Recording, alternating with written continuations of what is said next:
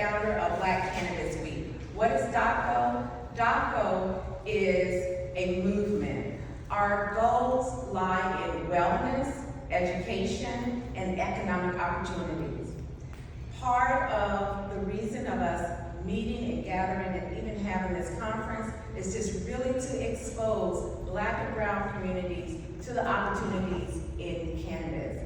We're talking careers, we're talking education, and again, we're talking wellness. We understand that the war on drugs has been detrimental to many communities, and now that cannabis is on the table and we're having these conversations, we want to make sure that Black and brown communities take part, that they understand, and most importantly, understanding the social justice implications and understanding how the economic impact can really help to repair some of our communities. I want to bring on Malcolm Kenyatta now, who is our state representative here, and he will tell you more about the legislation in the state of Pennsylvania. Thank you so much, and good morning. And I want to thank DACO again. I can remember the first conference that the Senator hosted in partnership with DACO on Temple University's campus. And at that point, we were much further behind, even going back a few years ago, in terms of two major understandings. First, we have to go further and we have to go faster in terms of getting to a place where we legalize fully recreational cannabis in Pennsylvania. We have to get it done. And I know that there are so many advocates who are rightfully frustrated that we haven't moved quicker on this, because we know what the prohibition on cannabis has meant. It's meant that there are hundreds, thousands of folks in county prisons, jails, all across our nation for having a bag of weed. We know what those records have done to people's families and for their opportunities in education and employment, on and on and on. And I know that what the Senator and myself, what we are committed to, is we're not going to see this industry develop and flourish and not have the same communities that were being criminalized and penalized not benefit from all the auxiliary benefits of this expanding market. And so in Harrisburg, we are grateful that in the Senate, with the leadership of Senator Street, in the House, I know there are a number of bills, but one prominently from Representative Rabb, to legalize cannabis in Pennsylvania, to make sure that when we are bringing in revenue into the tax coffers for cannabis, that we are setting aside portions of those money to actually reinvest in the communities that were worse impacted by America's failed war on drugs. We know that the cannabis industry not only is an opportunity to build generational wealth, to spark and expand entrepreneurship, particularly in the Black community, but additionally what it does is provide real medical relief to folks who are in desperate need of real, measurably impactful medicines. And when I think about what's happened with so many pharmaceutical companies who intentionally put harmful poisons, you think about Pfizer and others who've had a number of challenges in that regard. We have something with cannabis and all the different derivatives, the oils, everything, that we know is providing real relief to people in their families. This is real medicine for real people who desperately need it. And so I'm excited to continue to stand with DACO, with Senator Street, and with these incredible entrepreneurs and advocates. I'm excited for all that you are going to do. I'm excited for the fact that you are diversifying a market that I'll be unabashed in saying has been too white and too male. We have to call it for what it is, and then we have to do the incredible work of making sure that in Pennsylvania we do it right.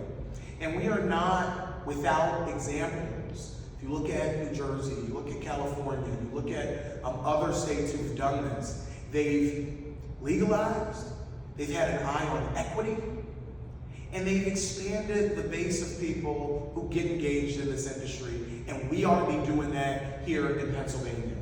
The final thing that I want to say, and I want to give a lot of credit to our federal partners as well. You know, this doesn't get enough attention, but President Biden pardoned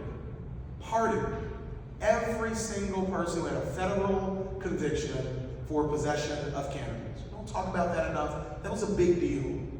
The slates are clean for a bunch of people here in Philadelphia and Pennsylvania and across this country. Big deal. The second big thing that we have to acknowledge is the move to reschedule cannabis at the federal level. Now, Malcolm Kenyatta believes we should deschedule it altogether, but I will take the progress of at least the rescheduling to say that cannabis is certainly not the same as a trank or heroin or something else. We know that is scientifically not sound. But the more that we do at the federal level to allow these folks to get access to the banking systems and other things like that in a real way provides real stability for this industry as it continues to grow. And as we see the advancement, DACO deserves so much credit for really leading the charge on this. So I'm grateful to you, I'm inspired by you, and we'll keep working with you every step of the way.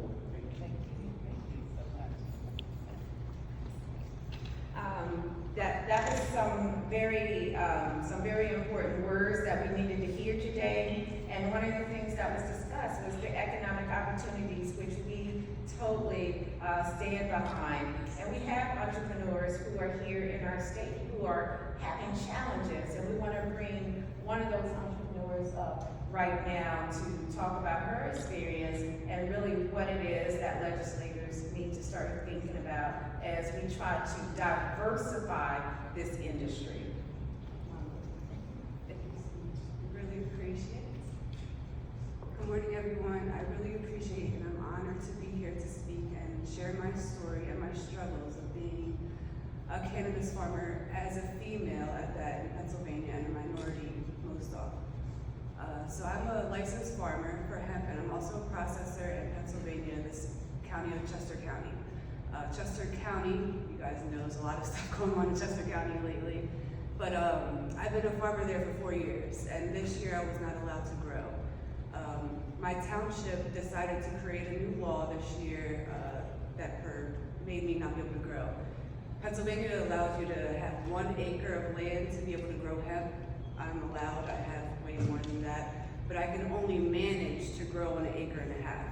So this year, as of April, I came to meet with sheriffs, police officers, like I was doing something wrong. They came to my farm, like, you know, it's crazy. Sheriffs, zoning department and everything came with me with a letter to cease and desist, to stop all operations, you know. How are you supposed to do that? Why am I doing this? Why do I have to do this? Oh, well, we need to investigate why you're allowed to be here. We need to see your lease, we need to see everything. So I'm like, okay, I can, you know, follow all your rules and I'll give you everything you need. So I gave them everything they need. I needed a lawyer up now. Now I'm working against the county. So I'm lawyering up, and who has money for that? As a minority, first generation here, neither one of my parents are born here. So I don't have the ability and the resources and the people, the know of people, of money to reach out and contact others. My parents, my mother learned English when she was 13. So that gives you a little history of how small we are. My heritage is Puerto Rican and Tongan. People probably have no idea what Tongan is, but Tongan is a little tiny, tiny little island off of the Polynesian Islands near Samoa and Fiji. So we don't have a lot of people. We have a lot of workers though. We have a lot of laborers. We have a lot of masons. We have a lot of plumbers. We have a lot of electricians.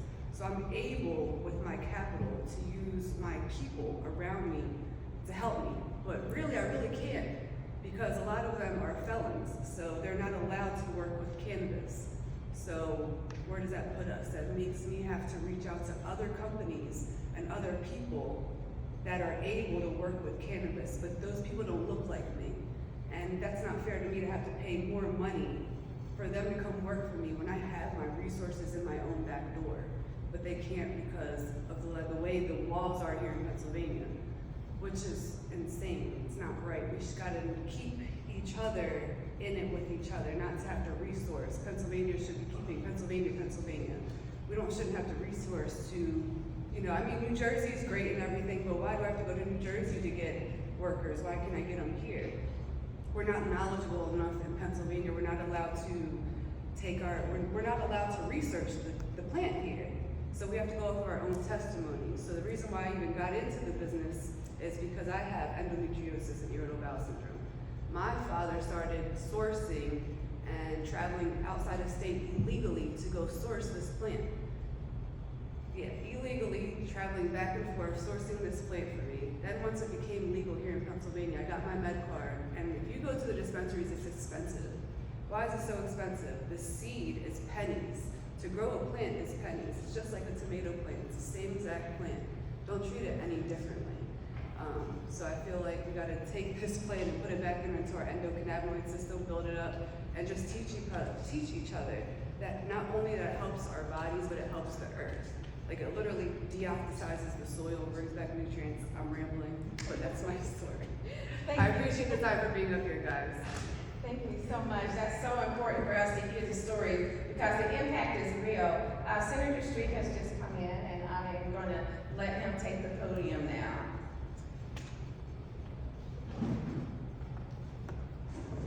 First, I want to thank everybody for coming out. I want to thank Sharon and everybody from DACO. Cannabis legalization is coming, and it should come. It should come and it should be equitably distributed. But more than equity, both seeks to make sure things are equal going forward, but it resolves the injustices of the past. The prohibition of cannabis laws were not applied equitably.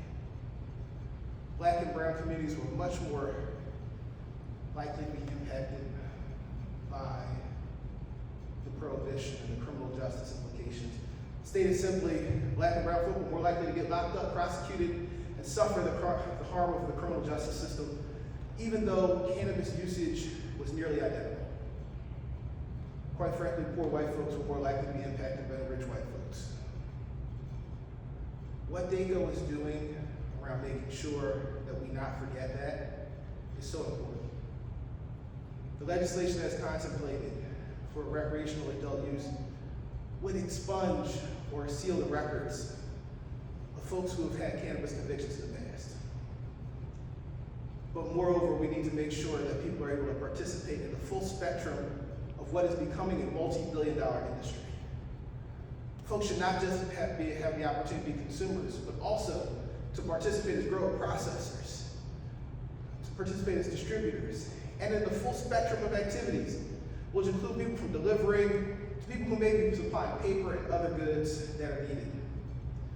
Recognizing that this industry is also going to include industrial hemp, which is already legal. To make sure that our folks understand what those opportunities are. This is becoming a multi-billion-dollar commodity and it's going to grow greatly. And during the prohibition of cannabis, there were so many people that were disproportionately hurt, particularly black and brown communities, were left out. Now as we move towards a fully expanded legal market, it's imperative that the information be provided so we can do this right and do this in an inclusive way. There have to be people that do the work to organize folks. A lot of people that stepped up here today are doing that work. I thank Representative Malcolm Kiyab for being a consistent ally, a partner. You know, nothing that we do in Harrisburg matters if it only passes one chamber. So I thank him for helping us get it, be an ally in the House. Because ultimately what we want is not just people making good speeches, but we want this to change people's lives, whether they're a patient that needs the product or a business person who's going to be able to provide for their family. And we want it to be done in an equitable way. Black Cannabis Week, the Cannabis Conference, I'm sure have been described in great detail. So what I'm talking to you about is the purpose for why we are doing all this. And I thank everyone who's participated. Thank you so much. God bless. So, one of the things that the senator mentioned was that hemp cultivation is already legal. So I want to bring on Oneal from the Eastern Hemp Company, who's a hemp entrepreneur as well as an innovator. Good morning. Thank you for inviting me, Sharon. Thank you for what you're doing, Brandy. My name is Oneal Latimore. I am an Army veteran. I'm the owner and founder of Eastern Hemp Company. And to touch on all the points that everyone has said before, hemp is already legal cannabis. This is already declassified, descheduled, all of that stuff when you're dealing with the materials like my company deals with. We work with safe, sustainable building materials. And that's one of the economic opportunities that this plant can provide that's often overlooked. A lot of people look at the flower, of the medicine, and all of that. That's 25% of the plant. There's 75% of the plant that's still viable for a commodity. And we start hearing these big companies that are doing paper. Senator Street just mentioned some of that paper and textiles and things like that that can come from this crop. We can bring this crop, the cultivation and the light manufacturing domestically here in Pennsylvania. We can grow it out in the counties, we can process it and turn it into high value products and materials here in the cities. And that is the economic opportunity that my company is going to be pushing forward and asking other people to join as we look at the other opportunities that this plant can provide. Thank you so much for this time, and I appreciate all of you. So next I'd like to bring on our lead, our backbone for our advisory board as well as Black Cannabis Week, Randy Hester-Harrell. Thank you, Sharon. Thank you to everyone. I'm super excited for this week because it feels like a community give back. They said, what does it feel like when you come home? Well, this is what it feels like. It is for the people that have been harmed to actually learn what it means to be civically engaged. We're not asking for you to hear us, we're reminding us that we deserve to be here. So I'm super excited for this experience. This has been going on since Sunday. It started on the 17th. If you go to blackcannabisweek.com, you can find all of the lives that have happened, each day focusing on a different topic, and that happens Sunday through Thursday. On Friday will be the kickoff of the Policy Summit. We have over 59 speakers coming from all over the Mid-Atlantic, Black leaders who have done transformative work to make sure we have a space in this industry. This industry is not perfect, but it reminds you, if you can be Black in America, you can do this. We can do this. We've been through a lot, but I feel empowered. By trade, I am an educator, and I recognize that Senator Street kind of touched on this earlier. I care about the tax revenue and what that looks like when my community is informed. We recognize that we deserve to be in this space, but we also recognize that we can give this money back to our community through the allocations of taxes, which can look like school improvements, community improvements, especially when 47% of adults, Black adults, are illiterate. And an average eighth grader right now is reading on a 3rd grade level.